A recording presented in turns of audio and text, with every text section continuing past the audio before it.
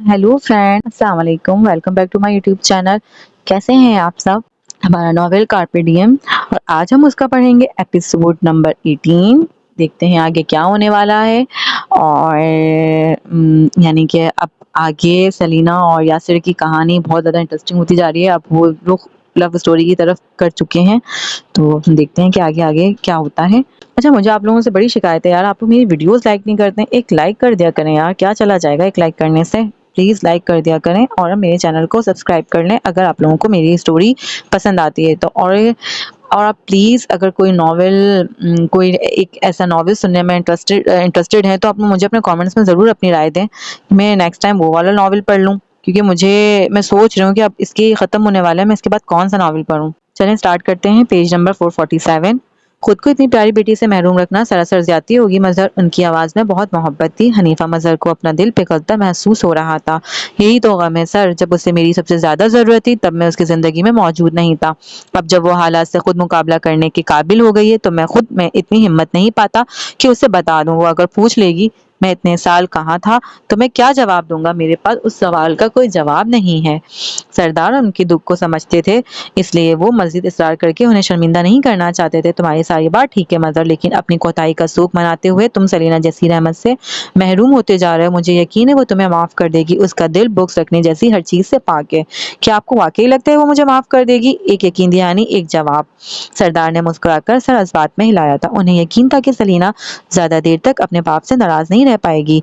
पथरीली रविश पर अंदर की जानिब कदम रखा जाता जाता तो लकड़ी का ठंडा सा महल मौजूद था। जीनों के उस पार सलीना और सायरा कमरे में लगी बेड पर बरजमान थी। वो उसे साथ लाए कपड़े और ज्वेलरी दिखा रही थी। मेकअप का जरूरी सामान भी साथ ही मौजूद था। सलीना को कपड़े खासे अच्छे लगे थे, रिवायती से दुपट्टे वाले कपड़े जो उसने अरसा हुआ पहनने छोड़ दिए थे। वो उन्हें पहनने के लिए बहुत पुरजोश थी। सायरा ने उसका चेहरा लम्हे भर को देखा, फिर दरमियान से सामान हटाकर उसकी मेहंदी रचे हाथों को अपने हाथ में लिया।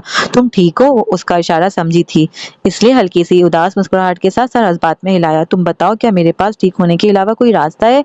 एक्ट्रेस के पास मुस्कुराकर अंदाज करने के अलावा और कोई रास्ता नहीं होता सायरा। ये तो आम लोग होते हैं जो हर तरह का रद्द अमल देना अफोर्ड कर सकते हैं। हमें तो मरते दम तक मुस्कुराना होता है। मुझे यकीन नहीं आ रहा कि आंटी इस हद तक भी गिर सकती हैं। उन्होंने लॉन्ग शॉट्स को तुम्हारे पता देते हुए एक लम्हे के लिए भी नहीं सोचा। कितनी अजीब बात है ये। उसने गहरा सांस लिया था। उसकी जिंदगी में सब कुछ ही बहुत अजीब था। उसने मोबाइल निगाहों के सामने किया। वहाँ उमर की चंद मिस कॉल्स मौजूद थी, लेकिन उस अजीब जिंदगी में भी मेरे पास इतने अच्छे लोग हैं कि अगर मैं नाशुक्री करूंगी तो माफ नहीं की जाऊंगी। देखो ना तुम, वो मेरे पास चीफ मेरा इतना ख्याल रखते हैं कि उन्होंने मेरे हालात को देखते हुए अपनी तरफ से मुझे बॉडी गार्ड्स असाइन किए हैं। हालांकि साहिर और यासिर जैसे गार्ड्स को हाई करने की हैसियत नहीं थी मेरी, पर यासिर और साहिर मेरा कितना ख्याल रखते हैं। मेरी फैमिली मुझे पसंद नहीं करती, लेकिन उमर मेरे लिए कभी परेशान होना नहीं छोड़ सका। और दादा, वो इतने रहमदिल और शफीक है, मेरी जिंदगी से हर गिले दूर हो गए हैं। जिसकी जिंदगी में इतने सारे लोग उसका ख्याल रखने के लिए हों, वो अगर ठीक नहीं होगी तो फिर कौन होगा? सायरा उसे चंद पल देखती रही थी। वो इतना मनफी जिंदगी में आखिर इतनी मस्बत पहले पहलू कहाँ से ढूंढ लाती थी भला? और मैं जानती हूँ कि ये सब लोग मेरी जिंदगी में आरजी हैं। यासिर, साहिर, दादा, चीफ और तुम लोगों से मेरे खून के रिश्ते नहीं है, लेकिन मैं फिलहाल ऐसी कोई बात नहीं सोचना चाहती। मैं इस बारे में सोचकर अपना आज तलख नहीं करना चाहती। मेरा कल बहुत तलख था और आने वाला कल उससे भी ज्यादा तलख होगा, मैं जानती हूँ, लेकिन मैं उस आने वाले दिन की अजियत उस दिन में शामिल नहीं करना चाहती। मैं कल की अजियत महज कल गुजारना चाहती हूँ। मैं वो आज नहीं गुजारना चाहती। मैं अगले लम्हे की अजियत उस लम्हे नहीं गुजारना चाहती। मैं उस लम्हे की अजियत को इसी लम्हे गुजारना चाहती हूँ। जानती है, जब मैं हॉस्पिटल में हमले के बाद एडमिट थी तब किसी ने नीम बेहोशी की हालत में मुझे एक सतर गुनगुनाकर सुनाई थी। वो लम्हे भर को ठहरी थी। आंखें बंद करके याद करना चाहा कि वो कौन सी सतर थी जो उसकी समात में रह गई थी। फिर उसने आंखें खोली, अपने रुखसार पर हाथ की पुश रखी। किसी ने मेरे इंतहाई करीब आकर कहा था, be happy happy happy and seize the day of pleasure. एक ऐसी सतर जो आज को अच्छे से गुजारने पर उभारती है, जो मुस्तकबिल की तारीकी और माजी की गमों को सालिम निगल लेती है। एक ऐसी सतर जो इंतहाई खौफनाक के तरीके से मुझ तक पहुंचाई गई है, जो मुझे अपनी नापाक अजाइम से बावर कराने के लिए बताई गई है कि हम अपनी खुशी के लिए तुम्हारी हर खुशी कुचल सकते हैं, लेकिन वो शायद मेरी इस पट को नहीं मानते। मुझे तारीकियों में उम्मीद के जुगनू ढूंढ लाने के लिए मशहूर समझा जाता है। मैं इस सतर को अपनी जिंदगी रोशन करने के लिए इस्तेमाल कर रही हूँ। Carpe DM. वो आखिर में मुस्कुराई थी। सायरा की आंखों में لمحے بھر کو نمی سی جگمگائی۔ قدرت بھی بعض دفعہ لوگوں کو ان کی بساط سے بڑھ کر آزما لیتی ہے۔ وہ لڑکی تھی جسے لوگ اپنے ساتھ بٹھا کر کھانا کھلانے پر راضی نہیں ہوا کرتے تھے، صرف اسی لیے وہ ایٹنگ ڈس آرڈر کا شکار ہو گئی تھی، صرف اسی لیے اسے لوگوں کی بھوک اور غربت آج تک رلایا کرتی تھی، صرف اسی لیے اس نے ایک تھکا دینے والے پیشے کو اختیار کیا تاکہ وہ بھوک اور غربت کو کبھی بھی خود کے آس پاس بھٹکنے نہ دے سکے۔ بس یہی خواہش تھی اس کی، پھر بھی لوگ اس کی زندگی کو مزید جہنم کیوں بنا رہے تھے؟ کیا لوگوں کو اس کی بے ضرر زندگی نظر نہیں آتی تھی؟ اس کی بھیگتی آنکھیں باغور دیکھ کر وہ چونکی تھی۔ تم رو رہی ہو؟ سائرہ نے ہنس کر اپنی آنکھیں رگڑی تھی، پھر اسے خوفگی سے دیکھا۔ تم جب اتنی سمجھداری کی باتیں کرتی ہو تو یقین نہیں آتا، جب یقین نہیں آتا تو رونا آ جاتا ہے۔ سیلینا اور عقلمندی کی باتیں، اف کتنا عجیب امتزاج ہے۔ اس نے اسے تکیہ دے مارا تھا۔ وہ یاسر بھی یہی کہتا ہے۔ کیا کہتا ہے بھلا؟ سائرہ کہنے کے بعد لیٹتے مزے سے بولی تھی۔ وہ کہتا ہے کہ میں اتنی بیوقوف کیوں ہوں، حالانکہ مجھے لگتا ہے کہ میں اچھی خاصی سمجھدار لڑکی ہوں۔ سائرہ کی ہنسی بے ساختہ تھی۔ تمہارا خود کو عقل مند سمجھنا سب سے بڑی علامت ہے تمہاری بیوقوفی کی۔ مجھے نہیں لگتا کہ میں کوشش کرنے پر اس سے زیادہ سمجھدار ہو سکتی ہوں۔ وہ سنجیدہ تھی۔ اس سے زیادہ تمہارا سمجھدار ہونا ہم برداشت نہیں کر پائیں گے۔ تم میری دوست ہو یا اس کی؟ اس نے تڑق کر پوچھا تھا۔ اس کی دوست ہوتی تو شاید تمہارا دل رکھ لیتی، اب تمہاری دوست ہوں تو برداشت کرو میری صاف کوئی۔ ان کے کمرے کے عین اوپر ہی اسٹڈی موجود تھی۔ یاسر اور ارمان پروفائلز کی رپورٹ ہاتھ میں لیے ہوئے تھے۔ ایک ہی کیس پر 3-4 رپورٹس آئی تھیں۔ جب تک کیس شروع ہوتا وہ مزید لیڈز ڈھونڈنا چاہتے تھے۔ امام الدین کے ساتھ کیا معاملات چل رہے ہیں؟ یاسر جو اسٹڈی ٹیبل کی ایک جانب کرسی پہ بیٹھا تھا لمحے بھر کو چہرہ اٹھا کر پوچھا۔ ارمان ٹیبل کے کونے پہ ٹکا ہوا تھا۔ وہ کچھ نہیں کہہ رہا، تحقیق کرنے پہ بھی چپ ہے۔ میڈیکل رپورٹ سے یہی پتہ چل رہا ہے کہ وہ اپنے درست حواس میں نہیں ہے۔ اسے مزید تحقیقات کا حصہ نہیں بنایا جا سکتا۔ اس نے سر ہلایا تھا۔ ماریا نے انتخاب ہی ایسے شخص کا کیا جو وقت آنے پر اپنا منہ کھولنا بھی چاہے تو نہیں کھول سکے۔ ارمان کے کہنے پر اس نے سر ہلا کر تائید کی تھی۔ یہ امیر عورتوں کے پاس اتنا شیطانی دماغ آتا کہاں سے ہے؟ اس کے پوچھنے پر یاسر نے ورگردانی کرتے ہوئے چہرہ اٹھایا تھا۔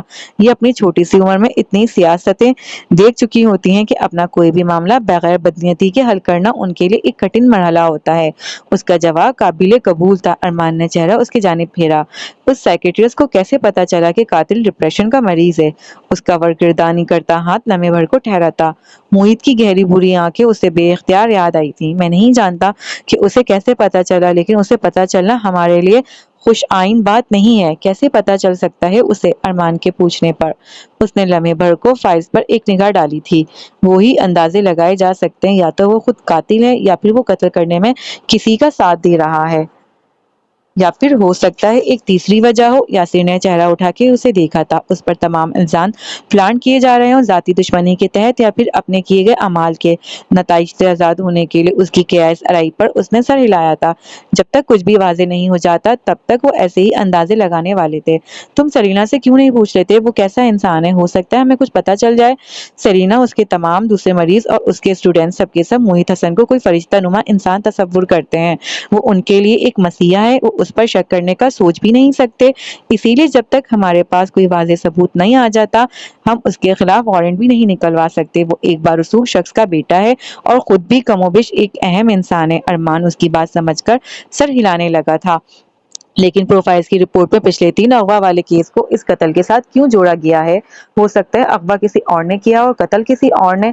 اسی پر یاسر نے ہاتھ میں تھامی فائل اس کی جانب بڑھائی تھی تو وہ اس پر جھکا۔ اب انگشت شہادت فائل پر رکھ کر نشاندہی کر رہا تھا۔ پروفائلز کا ماننا ہے کہ یہ کیس بھی اغوا کیس ہی ثابت ہوتا، لیکن یہاں پر سمرین رضا نے مزاحمت کی تو قتل نے اسے جلد بازی میں قتل کر دیا۔ پچھلے تمام کیسز کے اجزاء اس کیس میں شامل ہیں۔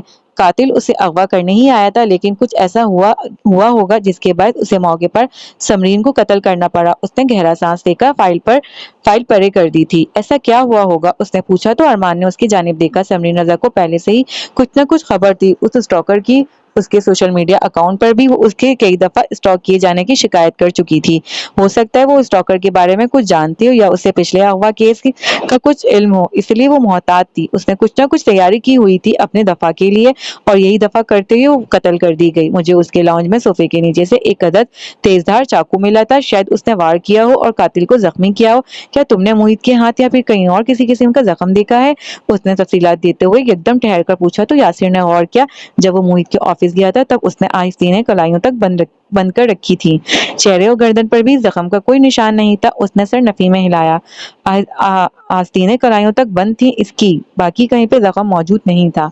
अरमान ने सर हिलाया, फिर वो उठ खड़ा हुआ। अब चलता हूँ, बहुत देर हो गई, मुझे ऑफिस भी जाना है। देखा था ना क्या मैस हो रहा था। उन मनहूस जवारियों की वजह से हमारे सरों पर मुसीबत आ जाती है। उसके जलकर कहने पर यासिर हंस दिया था, फिर अरमान के साथ ही बाहर निकल आया। लॉन्ज में सभी मिल गए। वो सब भी जाने की तैयारी में लग रहे थे। जब वो सब जा चुके तो वो तीनों घर में तन्हा रह गए। दादा अब टीवी चलाने लॉन्ज ही में ही बैठ गए थे, लेकिन उन्हें जल्दी टीवी बंद करना पड़ा। वहां सलीना और उसकी माँ के खिलाफ बहुत से लोग बयान दे रहे थे और कुछ तो कह रहे थे कि सलीना को इंडस्ट्री से ही खारिज कर देना चाहिए।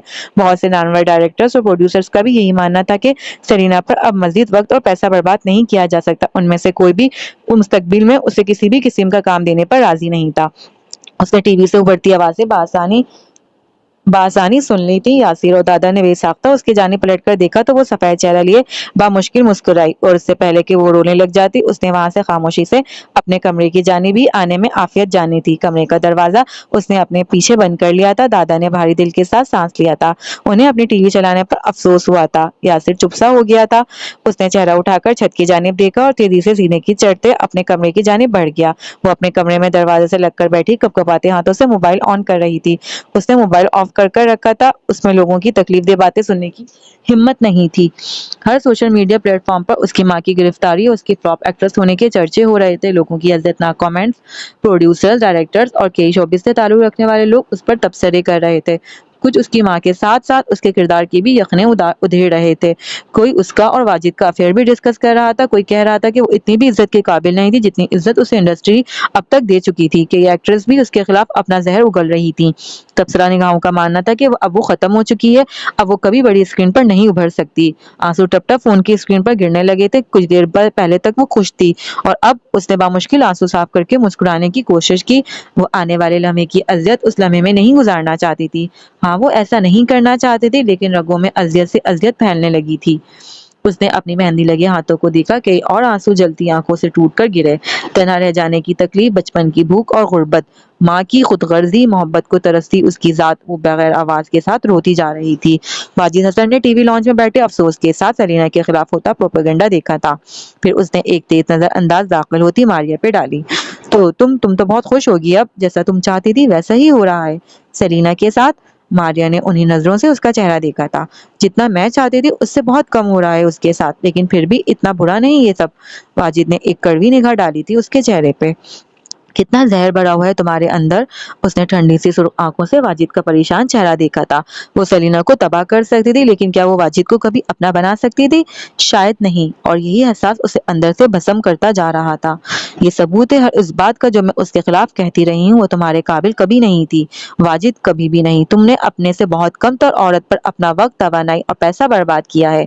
वो खुद तबाह हुई है, यहाँ मैंने उसे तबाह करने की जरा सी भी कोशिश नहीं की, क्योंकि सिर्फ मैं ही उससे इतनी नफरत नहीं करती और बहुत से लोग उसकी तबाही देखने को बेताब हैं।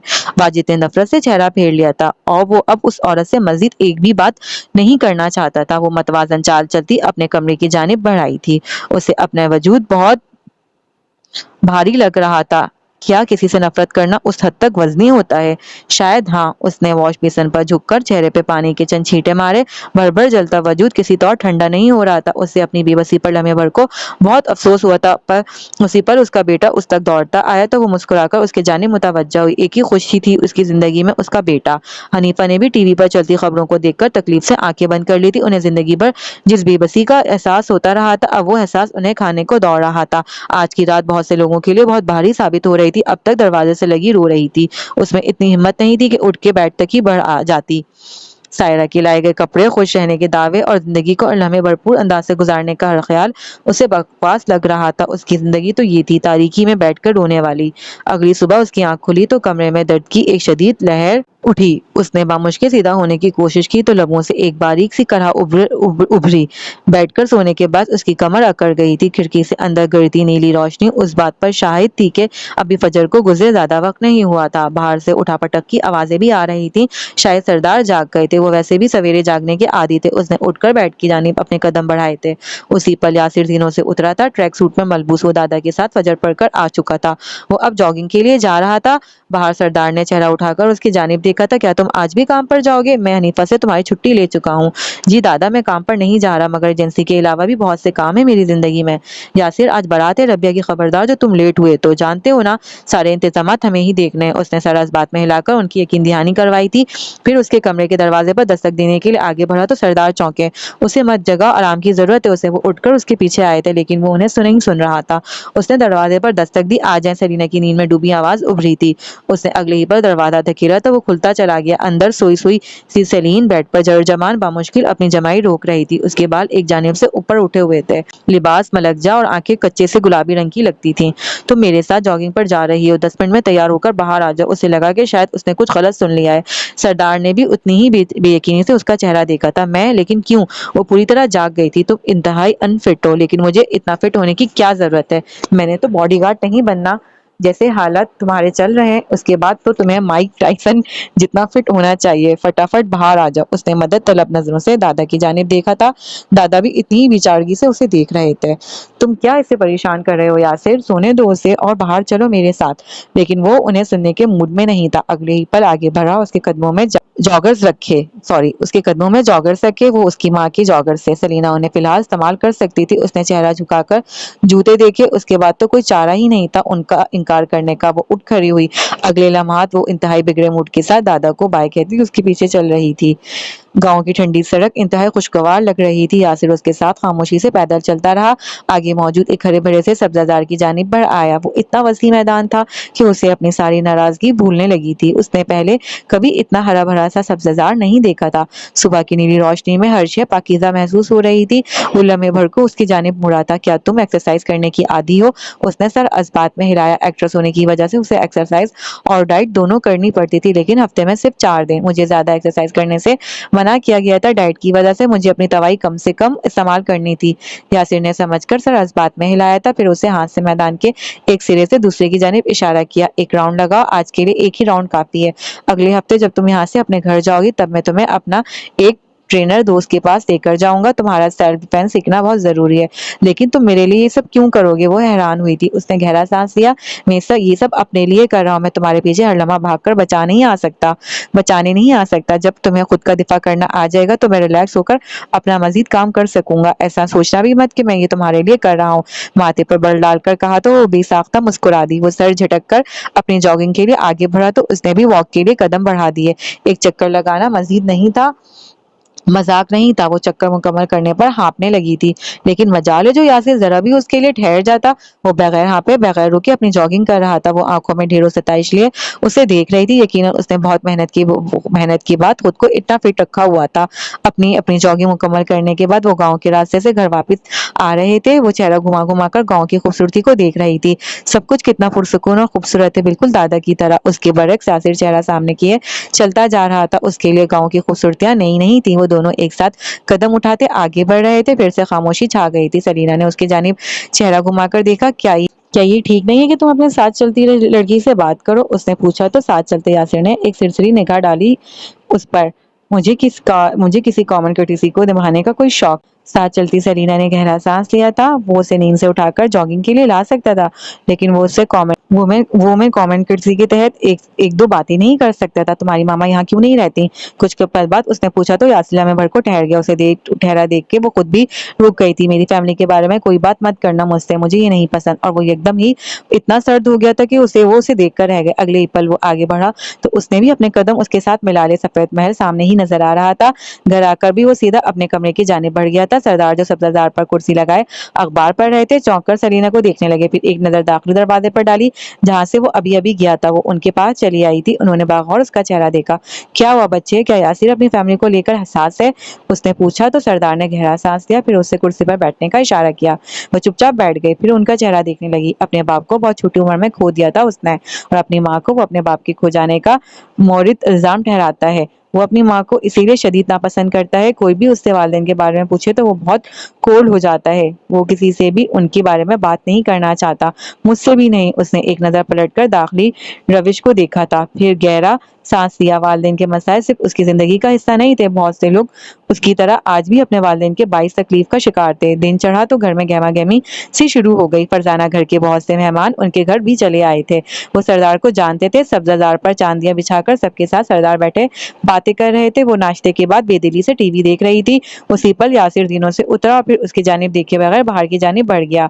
जीन्स पर भूरी जैकेट पहने वो कहीं जाने की तैयारी में लगता था। उसने चेहरा घुमाकर उसे जाते देखा था, फिर मायूसी से चेहरा वापस फेर लिया। अगले ही पल वो अपने कपड़े इस्त्री करने उठ खड़ी हुई। शाम को रबिया की बारात।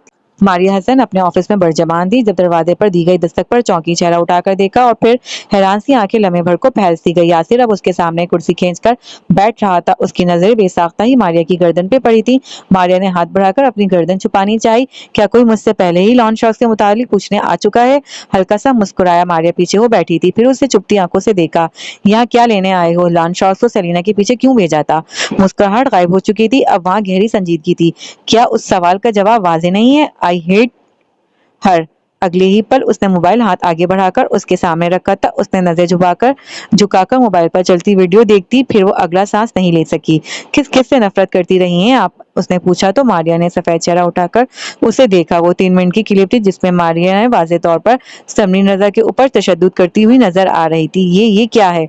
उसका हलक कहीं अंदर तक खुश्क हो चुका था। ठंड में भी उसकी कटपटी पर पसीने की बहुत सी बूंदें उभर आई थी। आपकी नफरत का सबूत? इत्तलात के मुताबिक समरीन आपकी वफादार के साथ नाजेबा ताल्लुकात रखती थी।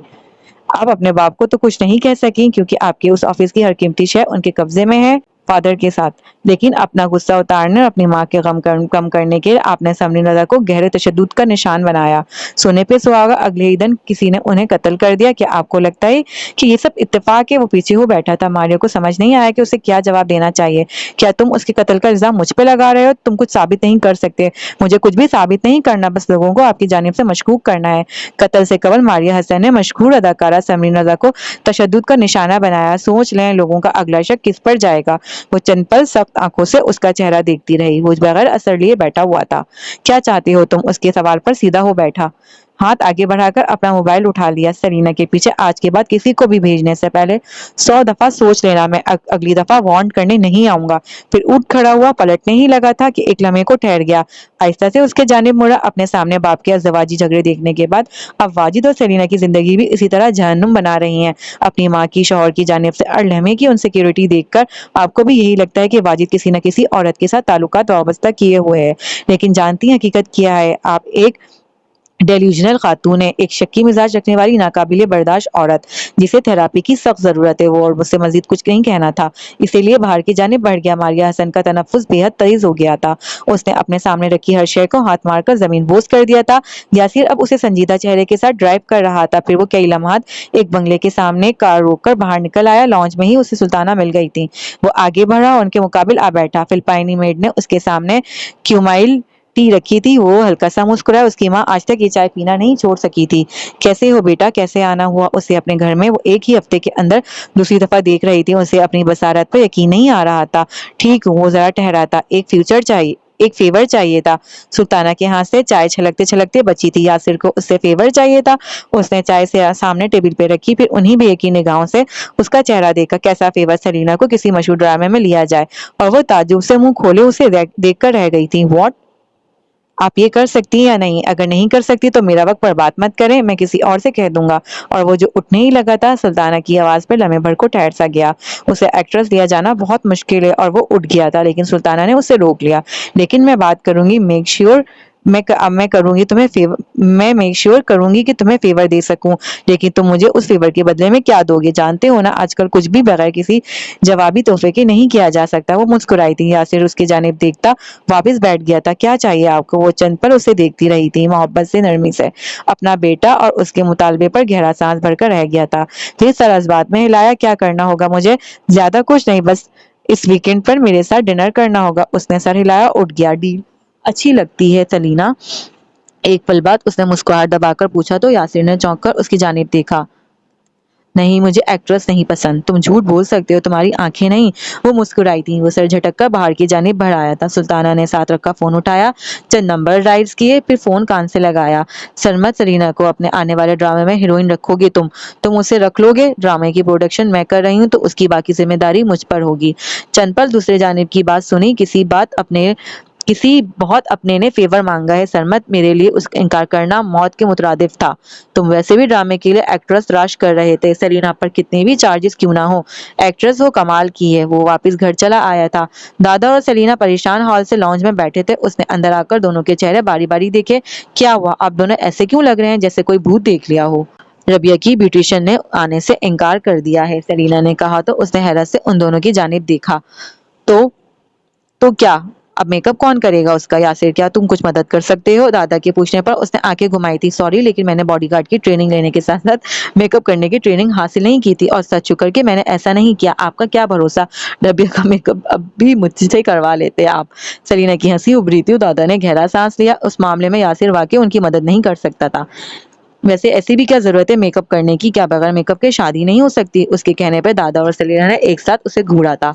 بالکل ضروری ہے، لیکن لڑکیاں میک اپ نہیں کریں گی تو کیا تم اور میں کریں گے؟ سلینا ان کے حوالے پہ بے ساختہ ہنس پڑی تھی۔ یاسر تو دادا کے آئی کو ونک جواب پر لانے ہی ہو گیا تھا۔ یاسر تو دادا کے آئیکونک جواب پر لاجواب ہی ہو گیا تھا۔ ربیہ اپنی تھی ان کی وہ تھوڑی تھا۔ کیا میں کچھ مدد کر سکتی ہوں دادا؟ کچھ پل بعد اس نے کہا تو وہ دونوں اسے دیکھنے لگے۔ سردار سیدھے ہو بیٹھے تھے۔ کیسے؟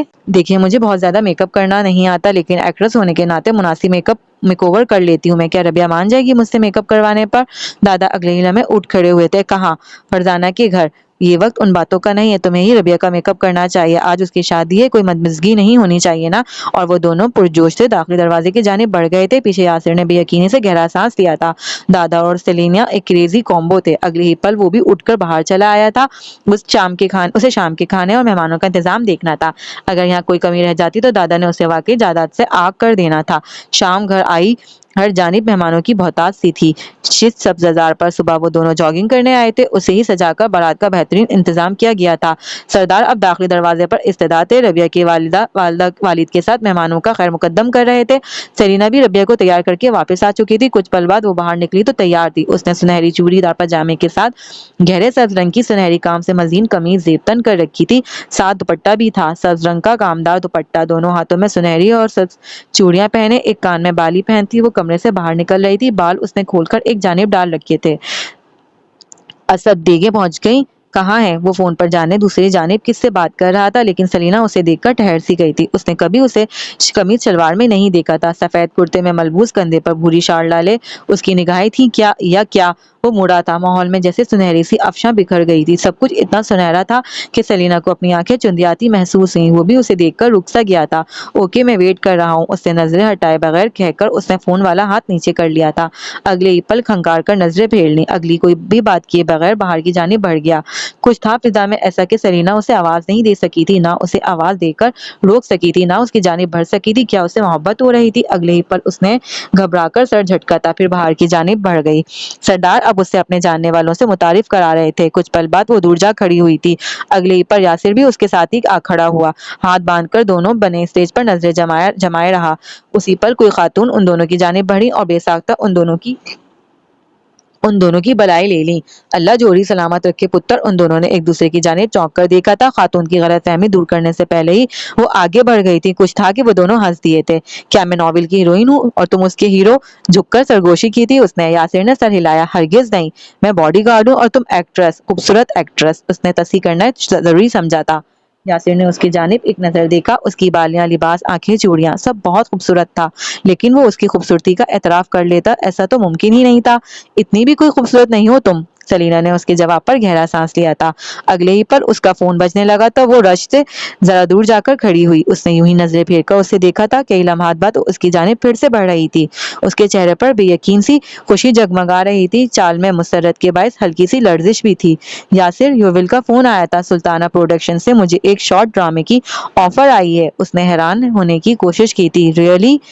واو، یہ کیسے ہو سکتا ہے؟ میں تو اتنے کرائسس میں ہوں، مجھے تو کوئی بھی اپنے ساتھ کام پر نہیں رکھنا چاہتا تھا۔ لمحے بھر کو ٹھہر کر اس کی جانب دیکھا مسکرانے سے سجی آنکھوں میں شک سا تھا۔ کہیں تم نے کسی کو مارا پیٹا تو نہیں ہے اس کے لیے؟ اس نے اسے بے نیاز سی سرمئی آنکھوں سے دیکھا تھا۔ میری شکل غور سے دیکھو، کیا میں تمہیں اتنا فارغ لگتا ہوں؟ اور وہ اس کی شکل غور سے دیکھ رہی تھی، پھر مسکرا کر سر جھٹکا۔ یاسر کیوں اس کے لیے کسی کو راضی کرے گا بھلا؟ اس نے ہر شک جھٹک دیا تھا۔ مجھے یقین نہیں آ رہا۔ اف، کیا میں واپس کام کر سکتی ہوں؟ ویسے تمہیں کیا لگتا ہے انہوں نے مجھے کام کیوں دیا؟ اس نے کندھے اچکائے تھے۔ ہو سکتا ہے انہیں تم پر ترس آ گیا ہو، انڈسٹری میں بلا وجہ کوئی بھی کسی پر ترس نہیں کھاتا، اس نے کہا، اور پھر مسلسل بجتے فون کی جانب متوجہ ہوئی۔ اسے ایجنسی سے کال آ رہی تھی، وہ اس کا جواب طلب کر رہے تھے۔ اس نے فون کاٹ کر یاسر کی جانب چمکتی آنکھوں سے دیکھا، وہ گڑبڑایا تھا۔ نہیں، وہ اس کا ایسا دیکھنا افورڈ نہیں کر سکتا تھا۔ تم مجھے ایسے نہیں دیکھ سکتی، اور وہ یکدم کھلکھلا کر ہنستی تھی، پھر اس کی جانب ہلکا سا جھکی۔ تم میرا لکی چارم ہو۔ اچھا رکو، میں دادا کو بتا کر آتی ہوں، وہ بھی بہت خوش ہوں گے۔ اس نے جلدی سے مہمانوں میں گھرے سردار کی جانب قدم بڑھائے تھے، وہ پیچھے ہلکا سا مسکرایا تھا۔ اگلے ہی پل اپنے بجتے فون کی جانب متوجہ ہوا، سلطانہ کی کال تھی۔ اس نے فون اٹھا کر کان سے لگایا۔ تھینک یو، پھر اگلے ہی پل رکھ دیا۔ ابھی وہ دور کھڑا سیلینا اور دادا کو خوش ہوتے ہوئے دیکھ رہا تھا۔ سنہری سی ایک لڑکی تھی جو اس کے دل میں اپنی تمام تر بے وقوفیوں کے ساتھ اترتی جا رہی تھی، جو اتنی کریزی تھی کہ اپنے ہاتھ پر بنا سوچے سمجھے اس کا نام مہندی سے لکھوا آئی تھی۔ اس نے اگلے ہی پر سر جھٹکا تھا، لیکن وہ نہیں جانتا تھا کہ جو دل میں رہنے لگی انہیں سر جھٹک کر نظر انداز نہیں کیا جا سکتا۔ رات کے پہر ایجنسی مزید روشن لگ رہی تھی۔ رات ابھی اتنی گہری نہیں ہوئی تھی، اسی لیے نچلے فلور پر چند ایک کیبنز کی بتیاں روشن تھیں، اور کچھ گارڈز اپنا کام کرنے میں مصروف تھے۔ رات کے کئی پہر گزرے تو ساحر نچلے فلور پر چلا آیا۔ کچھ گارڈز جو تھوڑی دور پہلے تک برجمان تھے ابھی وہ بھی جا چکے تھے۔ وہ آگے بڑھ رہا تھا۔ راہداریاں سنسان تھی۔ جب سے سیلینا مظہر سے غائب ہوئی تھی، سب رپورٹرز کا دھیان وہیں بھٹکا رہا تھا، اور سیلینا کی غیر موجودگی کے باعث اسے ایسا کوئی خاص کام بھی نہیں تھا۔ وہ سیلینا کا گارڈ تھا، اگر وہ نہیں تھی تو اس سے مزید کیا کام ہو سکتا تھا؟ لیکن پچھلے دنوں سے اسے کچھ کھٹک رہا تھا۔ یاسر نے اسے ایک دفعہ کہا تھا کہ ایجنسی کے اندر ہی کہیں گڑبڑ چل رہی ہے، کوئی ان کے درمیان ہی موجود ہے جو ایکٹرز کے لیے مسائل کھڑے کر رہا ہے۔ اسے اس بات پر یقین نہیں تھا، وہ آنکھیں بند کر کے یقین کرنے والوں میں سے نہیں تھا، لیکن اس نے کچھ دنوں سے ایجنسی میں کچھ بہت عجیب سا محسوس کیا تھا۔ جب سے کیس شروع ہوا تھا اسے لگتا تھا کوئی رات کے پہر ان چاروں کے کیبن کی تلاشی لیا کرتا تھا، جیسے وہ کچھ ڈھونڈ رہا ہو، لیکن بہت تگ و دو کے بعد وہ بھی اسے کچھ میسر نہیں آ رہا ہو۔ اس کی ترتیب سے رکھی گئی چیزیں اگلی صبح بے ترتیبی سے ملتی تھیں۔ یہ دوسرے کو شاید محسوس نہیں ہوا تھا، کیونکہ اس نے کسی کو اپنے اس خاص ترتیب کے بارے میں بتایا ہی نہیں تھا۔ اس نے آگے بڑھ کر کیبن کی بتی جلانے سے پرہیز کیا، دبے قدموں آگے بڑھتا رہا۔ دراز کھلنے اور تیزی سے بند ہونے کی آوازیں آ رہی تھیں۔ یہ اس کا شک نہیں تھا، کوئی واقعی آفس میں موجود تھا، اور جو کوئی بھی تھا اندھیرے میں درازیں تیزی سے کھول کر بند کرتا ہوا کچھ تلاش کر رہا تھا۔ اس نے لمحے بھر کو اپنے قدم روک لیں۔ کیبنز میں دراز کھنگالتے شخص نے اس کی موجودگی کو محسوس کر لیا تھا۔ دراز کھلنے اور بند کی آوازیں آنا بند ہو گئی تھیں۔ وہ جو کوئی بھی تھا ٹھہر گیا تھا، اور پھر وہ بجلی کی تیزی سے اٹھ کر ساحر پر جھپٹا تھا۔ اندھیرا ہونے کے باعث کچھ بھی دکھائی نہیں دے رہا تھا۔ ساحر نے اسے اٹھا کر دور پھینکا تو وہ ٹیبل پر رکھی کئی چیزیں سمیت زمین پر جا گرا، لیکن اسی پہر اسے بھاگنے کا موقع مل گیا تھا۔ وہ اٹھا اور تیزی سے باہر کی جانب دوڑا۔ ساحر اس کے پیچھے اسی تیزی سے بھاگا تھا۔ راہداریوں کی جلتی روشنیوں میں اسے شخص کا چہرہ پھر بھی دکھائی نہیں دیا۔ اس نے سیاہ کیپ اور چہرے پر ماسک چڑھا رکھا تھا۔ بھاگتے بھاگتے اس نے اس کی جیکٹ کھینچی تو آستین کا حصہ اس کے بازو سے لمحے بھر کے لیے ہٹ سا گیا۔ اس نے اس کے ہاتھ پر بڑا سا کٹ دیکھا تھا، چاقو کا کٹ جو کافی دنوں کا زخم لگتا تھا اور اب خشک سا ہو گیا تھا۔ وہ اس کے پیچھے باہر سڑک پر دوڑتا آیا، لیکن وہ ہوا میں کسی چھلاوے کے مانے غائب ہو گیا تھا۔ اس نے گھٹنوں پر ہاتھ رکھے اور پھر جھک کر گہرے گہرے سانس لینے لگا۔ سیاہ ماسک اور کیپ والا بندہ غائب ہو گیا تھا۔ نہ صرف غائب ہو گیا تھا بلکہ وہ اسے شدید الجھن میں ڈال گیا تھا۔ اس شخص کو ایجنسی کے تمام خفیہ درازوں کا علم تھا، اسے خارجی اور داخلی دروازوں کے بغیر کسی وقت کے یاد تھے۔ یاسر نے ٹھیک کہا تھا، وہ جو کوئی بھی تھا ایجنسی کا ہی بندہ تھا۔ نچلے فلور پر کام کرنے والوں کے علاوہ ان درازوں کا علم کسی کو بھی نہیں تھا۔ وہ دوبارہ اندر چلا آیا تھا، پھر بکھرے کیبن کی حالت بغور دیکھی۔ الٹے ہوئے ٹیبل اور زمین بوس ہوئی چیزوں کے ساتھ اسے ایک چمکتی ہوئی شے نظر آئی۔ وہ پنجوں کے بل آہستہ سے بیٹھا، پھر ہاتھ آگے بڑھا کر اس چمکتے ہیرے نما شے کو اٹھایا۔ وہ ایک طرح کی انگوٹھی تھی جس کے اوپر ایک باریک سا نگینہ جڑا ہوا تھا۔ اس نے یہ انگوٹھی کہاں دیکھی تھی بھلا؟ اور پھر یکدم یاد آنے پر وہ چونکا تھا۔ تیزی سے اٹھ کر ثبوتوں والی فائل اٹھا لی، سمرین رضا کے گھر سے حاصل ہوئی تصاویر جو ثبوت کے طور پر استعمال ہوئی تھیں۔